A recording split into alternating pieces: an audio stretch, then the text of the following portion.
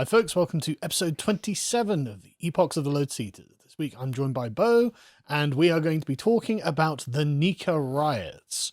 One of the most infamous events of Justinian's reign, really, aren't they? Because of how absolutely awful they must have been on the day.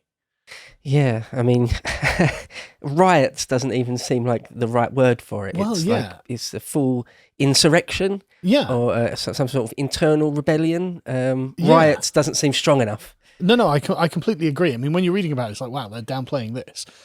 And it's huge as well. Something like 30,000, 40,000 people involved in it. And so, Constantinople's a big city, but that's a large number of people. And it's all against the backdrop of all this political instability and various other, crises going on around the world. In Spain and Persia, Justinian's trying to negotiate peace treaties or something like this, and his reign's becoming unstable, to say the least. And it's mad. But like I was saying before we started, it's been literally about a decade since I read about this, so you're gonna have to walk me through it. So what was the circumstance that led up to it? Okay, well, I mean, we could just talk about that for quite a while, but so put it in its context, or put Justinian in his context. This happens in the year 532 AD.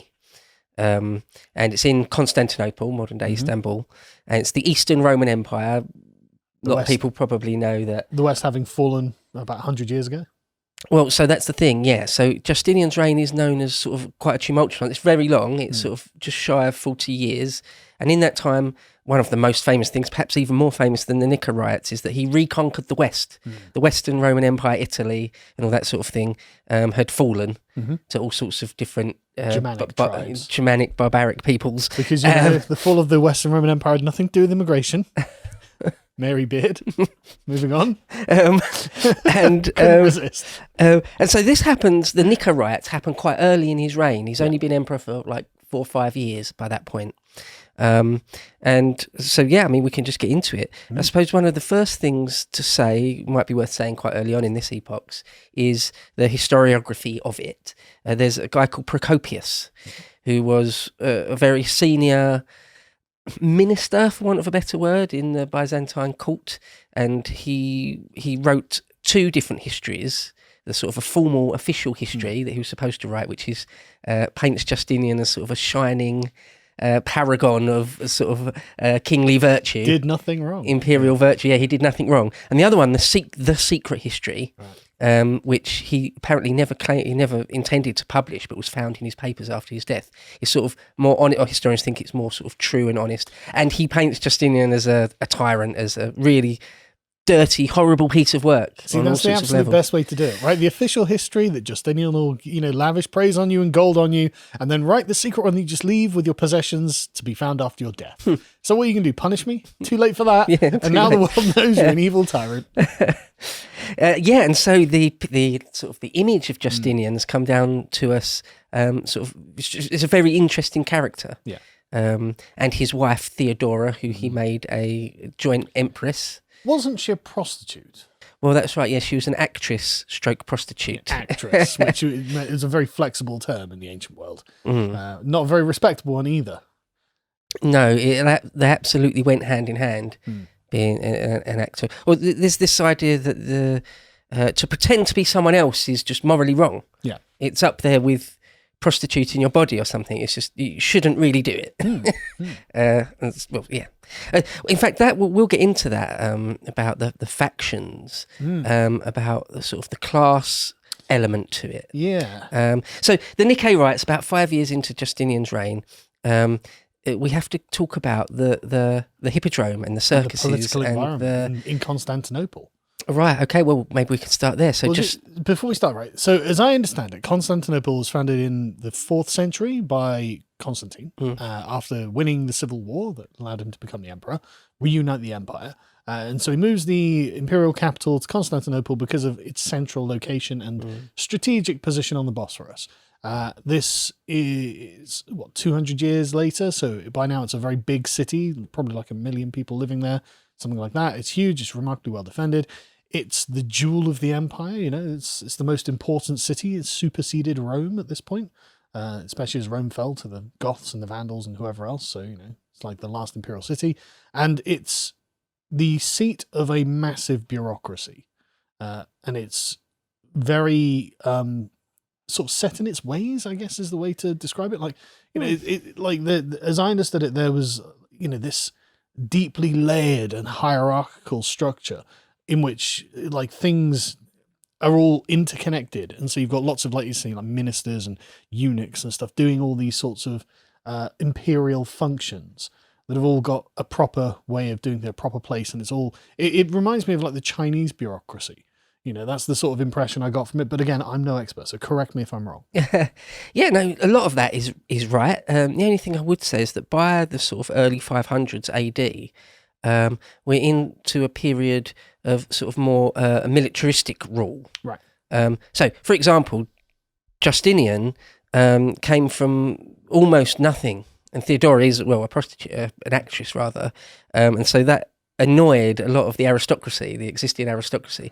So if we take, for example, the age of Caesar and Augustus and Tiberius, everything there is more, it's very oligarchic. The aristocracy is really important. If you weren't of a noble, blue-blooded family, you wouldn't get close. Whereas by the time of Justinian, well, his uncle, Justin, was a military usurper. Whose father was a shepherd. So Justinian's grandfather was a shepherd. So he came from nothing, basically. Yeah.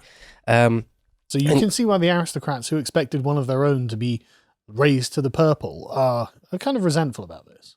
Hugely, yeah. And all of that plays out. It's not really mentioned explicitly. One thing I was going to say about the sources is Procopius and his secret history, but also we've got Edward Gibbon, the superb English historian, late 18th century, 17th century.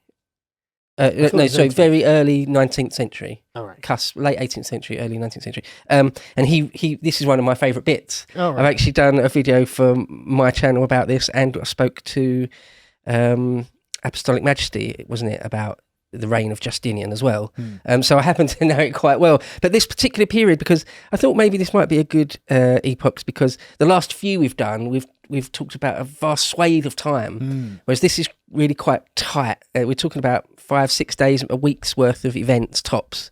So it's like really quite quite an intense story.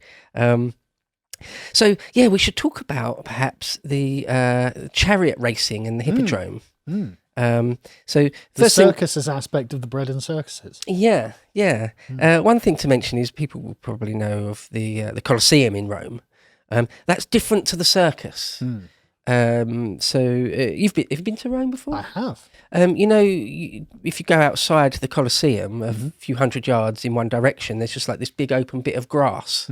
That was the circus. And so that is like a long elongated bit of open ground, completely separate to sort of a theatre or an amphitheatre. So anyway, in Constantinople, they were much more interested in the circus, or the Hippodrome as they called it. They're more interested in that than sort of gladiatorial games, it seems. And what did they do in the Hippodrome? Well, they raced chariots. So first and foremost, the history of it, there used to be just two factions, two colours, the whites and the reds. Some say it sort of might be to do with sort of mirroring the summer and winter. But anyway, by the age of Justinian, there were 4 factions. There were also the blues and the greens. And by the age of Justinian, it's the blues and the greens that are by far the most popular. But there's much more to it than simply being a fan of chariot racing. Yeah. These fan groups or these factions, it spills out into all sorts of socio-economic aspects as well. Yeah, and political, and religious, religious. Yeah. Because we've got to remember that at the time, there are lots of Christian heresies going around and schisms and... what is this the era of iconoclasm, or is that slightly afterwards? Well, there's not. Yeah, there's some iconoclasm, but not exactly, not by this point. At this time, there's the Monophysites.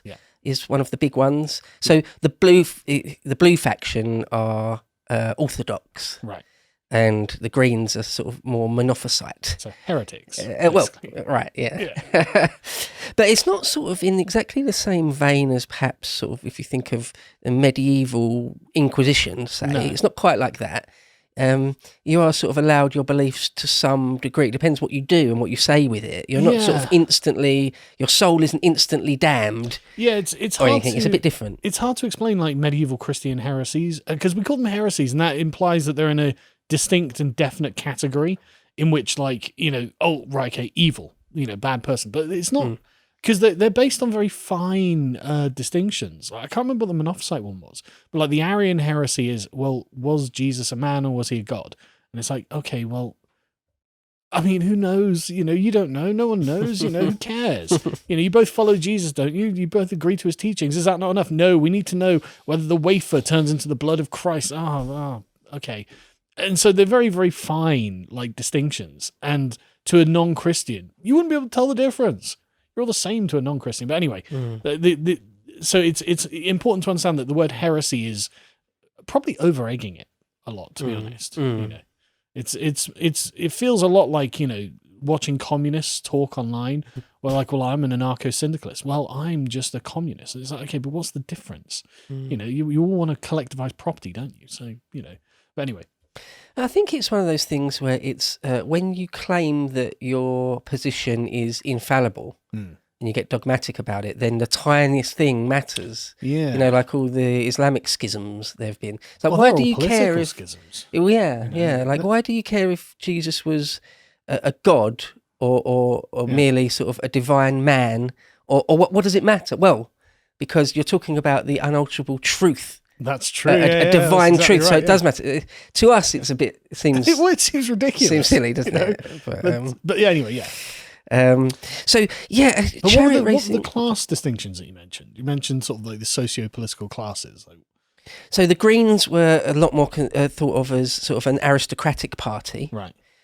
That's why Theodora, actually, her family were originally Greens, but she's famously a blue. Justinian and Theodora are famously blues. Yeah, I was going to say that. I'm aware that they support the blues, but I wasn't aware that the blues were like the working class pleb party. A bit more. It's less that, rather more, if it makes sense, more that the Greens are aristocratic, not that the blues are out and out sort of working class or anything. Right. It's just the Greens were... But they're going to take on that kind of aspect. Exactly. If the Greens are the aristocrats, well, you're not with us, then you're one of them, Because she came from very, very humble upbringing. Like her father was a bear tamer or something. So yeah, something based like that. So she was. Apparently, the story was he used to be a bear tamer for the Greens, and then at some point he died, leaving a few daughters. He'd expect the Green faction to sort of look after them, take them under their wing, but they didn't want to for whatever reason. They sort of threw them out, and so. Theodora went over to the blue side, and from that point on, the whole rest of her adult life was sort of staunchly blue. Right, okay. But it's very interesting how it just sounds like Labour and Conservative, doesn't it? That's what it sounds like to me. That's what I'm hearing when we describe it like this. It's not necessarily that one party is all this or all that, but they've got these, aspects to them that still come across all this time later, It's funny when you define yourself in opposition to something. Yeah. It's not what you actively think or like. It's just a reaction to something you hate. Yeah. That's not really a good thing, is it? Like never kind of Trump sort of thing. Orwell, in the book club he did, Orwell calls it negative patriotism. Right. So it's not that you're pro something, you're just anti something. It's like, I just hate that thing. And, I think we all fall susceptible to it when we see, I don't know, Black Lives Matter or something. Just, I know I'm not that. Yeah. But anyway, so also the blues were sort of pro Justin and Justinian, pro monarchy, and the Greens were a bit more pro sort of oligarchy maybe. Also, the religious aspect of it. Apparently that hadn't been around for all that long. There was an emperor before Justin called Anastasius, where he apparently, it's only like a generation before this, he was the first one, Gibbon says to, or is it Procopius? I can't remember now, says he was one that sort of introduced the religious aspect to it as well, with the blues being orthodox. Right, okay. So it just doesn't help. It's sort of like, gets towards sort of a perfect storm of discontent. Yeah. Because you mentioned earlier that 30,000 people end up being massacred in this, and yet half of Constantinople is burnt down. The Hagia Sophia is burnt to the ground. Oh, yeah, because the Senate House is burnt to the ground. So it shows you that there's deep underlying political conflict. Yeah, there's loads more than just Chariot fans yeah. going on. There's a lot more going on than that. And don't get me wrong, I'm aware that the blues and the greens, often you have small riots, like football hooligans, going off and doing this. But it seems it's a lot more embedded into regular society. As in the fact that you're a blue or green probably matters in your day-to-day life, not just when you're in the Hippodrome. Oh, no, absolutely. Yeah, we'll got a few quotes in a bit, but it absolutely says that the whole of society is sort of under the thumb of these factions in some ways. Yeah. And it has been around for a long time as well. There's a quote I've got I'll just quickly read one. Yeah. So it goes back hundreds and hundreds of years. Even Nero was a huge fan of chariot racing. Oh, right. And dreamed of being a chariot racer. He'd like to have been a chariot racer. It just says, but the names of Caligula, Nero, Vitellius, Varus, Commodus, Caracalla, and Elagabalus, quite a lot of the bad ones there, were enrolled in the blue or green factions of the circus. They frequented their stables, applauded their favourites, chastised their antagonists, and deserved the esteem of the populace by the natural by the natural or affected imitation of their manners. So even emperors idolise famous chariot racers. And it's interesting how this isn't confined to just Constantinople then. No. Because these people most of them lived before Constantine. So this was just an empire-wide thing, probably, right?